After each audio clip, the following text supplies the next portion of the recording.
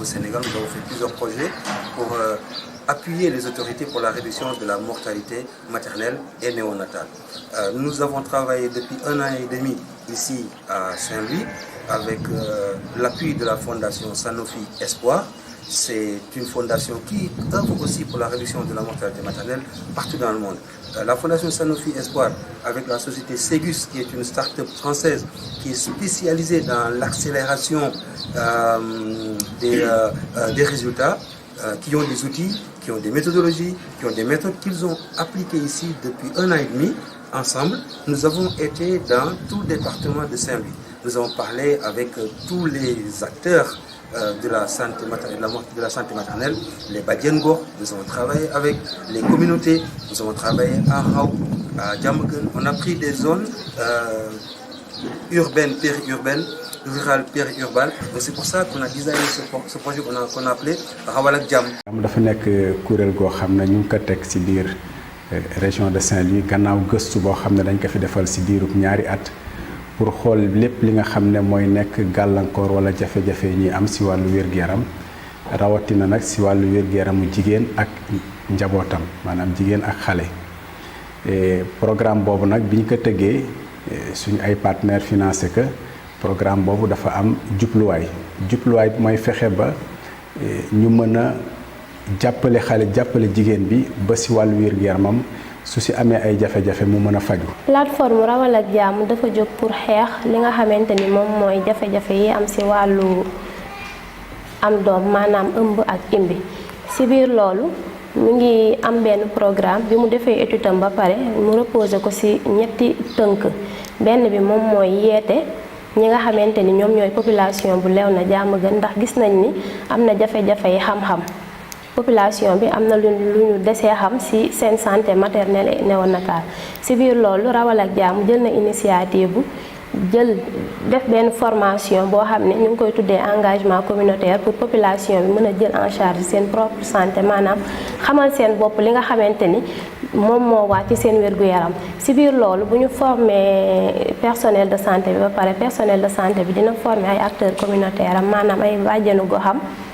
ak ay relais ñoom ñooy dugg ci biir gox yi ci biir quartier bu Léona HLM Diamaguène ñu def ay causerie ci biir causerie yooyu bu ñu defee causerie yi ba pare dinañ def ay VAD yi li koy ëmb moom mooy jafe li nga xamante ni waxtaanee woon nañ ko ci causerie bi te mu desee leer dinañ ko dem ci biir kër nit ñi waxtaanewaat ak ñoom gën a jege population bi. Plateforme Rawal ak Jàmm dafa décider intervenir ci poste de santé de Raw ak village environnant yi. Parce que poste de santé bi dafay couvrir li nga xamante ne mooy 28 villages ak 11 hameaux et que ci biir étude bi nga xamante réalisé nañ ko durant 2 ans ñu gis ci ne donc dëkk bi yaatu na yaatu boo xamante ne waaye yoon yi metti na dina faral yenn saa yi jigéen ñi bu ñu waree ñëw mucc ci poste bi wala ñu ñëw consultation mu jur ay jafe-jafe. bi ñu defee nag jàngat yooyu yëpp ci la waa plateforme Rawal ak Jàmm waxtaan ak ñi nga xamante ne ñoom ñooy comité de développement sanitaire bi nga xamante ne ñoom la waa population bi fal pour ñu saytu problème mu wér-gu-yaram yi nekk ci dëkk bi ñu waxtaanee ak ñoom ak ñi nga xamante ne ñoo nekk ci poste bi muy infirmière ak sage-femme ñu déggoo ci benn paquet d'activité boo xamante ne bu ci jiitu moom moo jëm ci wàll naka la ñuy def ba jàppale nit ñi ñu am koom goo xamante ne bu feebar taxawee du ñu xaar ne du ñu dem consultation parce que xaalis amu fi si loolu si la ñu tànn fukki groupement communautaire ci biir dëkk bi ak village di ko wër jox leen benn fonds boo xamante ne dinañ ko mën a de suqali pour mu permettre ñu am xaalis waaye koo xamante ne bokk na ci dëkk bi wala bokk ci groupement bi bu feebaree ñu mën ko lebal ci xaalis bi mu dem faju bu paree soogaa di ñëw rembourse. alhamdulilah rabbi alamin ndax le projet Rawal ak Jàmm plateforme Rawal ak Jàmm depuis lors ba nga commencé presque daaw ba ren sama kàddu gu njëkk mooy sama kàddu gu mujj ba léegi moom lay wax c'est une chance pour nous ñun waa Raw ndax projet bi dafa ëmb presque dans toute la région de Saint-Louis ñaari poste de santé bu Raw ak poste de santé bu Diamaguène Saint-Louis yàlla def des travaux ñu tekk ci benn loxol entrepreneur monsieur Sow ñun ñu ko suivre de près à tout moment wante wax dëgg yàlla lan doon seeni ci moom te fi tey toute la population Raw teg nañ ci seen bët. vraiment am ci kontaante bu rëy ndaxte ku wax femme enceinte ku wax maternité ku ne xam na ne dafa fragile mais ku wax femme enceinte aussi war na nekk foo xam ne vraiment dafay nekk à l'aise parce que dina stressé parce que li muy ëmb la day nekk jigéenu wérul boo xam ne dafay fragile daal boo xamee ni chaque jour dama daan rêvé ay waay kan laay dund ba maternité bi et tout parce que ñaanoon nañu yàlla jigéenu wérul fu mu mënti jóge ba ñëw nekk foo xam ne espace bu yaatu la dafay nekk à l'aise mais aussi dafay nekk loo xam dafay rafet attirante nit ñi ba nga xam ni ku bëggul woon ñëw sax di nga forcé ñëw. di gërëm surtout la plateforme Rawal ak Jàmm bi nga xamante ni ñoom ñoo fi toogal Sanofi Espoir macha allah di doon def donc tey la réception et normalement le démarrage de la maternité. donc mooy li nga xamante ni ñun dañ ko yàggoon a souhaité bëggoon ko lool depuis 2018 ba léegi ñu ngi koy dox mais yàlla ci baaxam ci seen loxo la ko jaarale muy plateforme Rawal ak Jàmm donc di leen ci remercier di yaakaar ne dinañ ko utiliser ci ni mu ware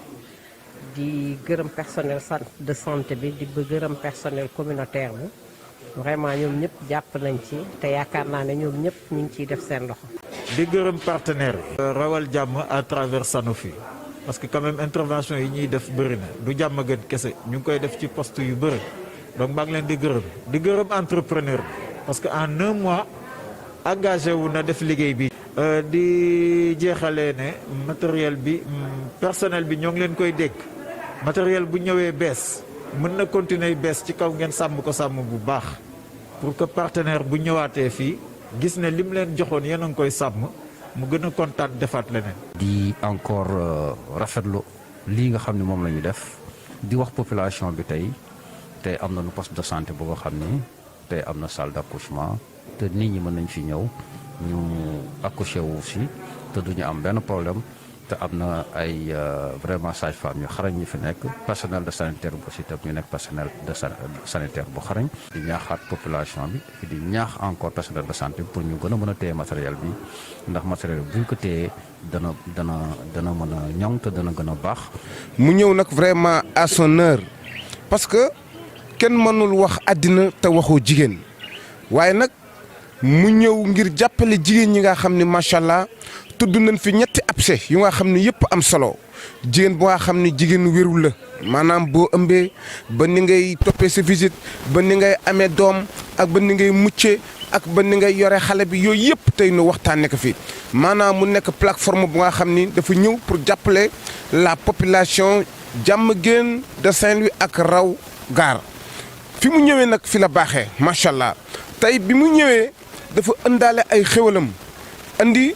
presque lu mat fukki regroupement ak benn mu financé leen kenn ku ci nekk 300 000 pour nu jàppandi ko ci seen liggéey kooku macha allah nekk na lu am solo. projet bi nag dafa ñëw pour jàppale jigéen ñi jàppale surtout village yi parce que gis nañu jafe-jafe yi ñuy am ci wàllum jigéen ñi nga xamante ni dañu toll ci wàllum am doom wala ñi nga xamante ni dañoo feebar amuñu les moyens pour dem faju ji wala ñi nga xamante ni dañu am problème mu transport pour dem faju ji projet bi ñëw à temps pour jàppale leen ñu ngi ciy kontaan bu baax di leen remercier di rafetlu projet bi. ñu nekk ci zone poste de santé Diamaguène muy intervenir ci poste bi tey ji ñu ñëw ci beneen facette mooy jàppale xale yi nga xamante ni dañu xiiboon ba ñu mën a am wér gi nga xam ne farine enrichie la mu nekk benn partenariat boo xam ne dafa am suñu diggante ak plateforme bi ñu tàmbali ko ci weer bii ñu nekk fas yéene nag àndandoo ba keroog projet bi di jeex.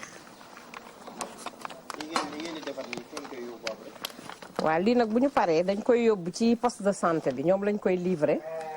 léegi nag poste de santé bi dafa taxawal ay sites yoo xamante ni fa la ñuy dajale xale yu xiibon yi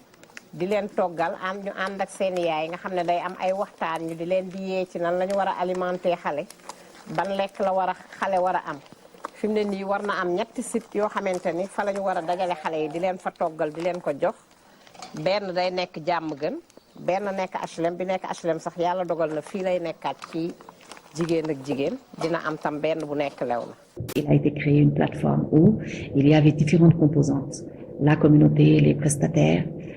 et une équipe de la plateforme qui avait surtout un profil de spécialiste en santé communautaire.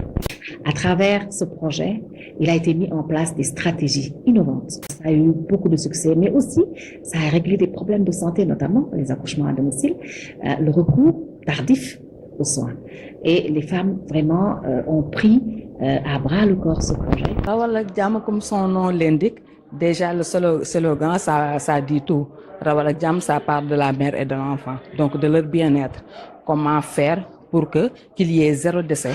au niveau des accouchements, que la mère aille bien, que l'enfant aussi aille bien. Donc je crois que ça fait partie des objectifs de cette plateforme-là, donc 0 décès au niveau des maternités des structures de santé. Nous avons organisé aujourd'hui avec la plateforme Rawal ak Jàmm et Enda Santé une rencontre avec toutes les parties prenantes du projet pour lutter contre la mortalité maternelle, néonatale et infantile dans les zones de Raou et de Diamaguène. Et donc le projet tire à sa fin. Donc l'idée pour nous était, avec toutes les parties prenantes, de faire une co-création de la suite, de comment ça va se passer si le partenaire se retire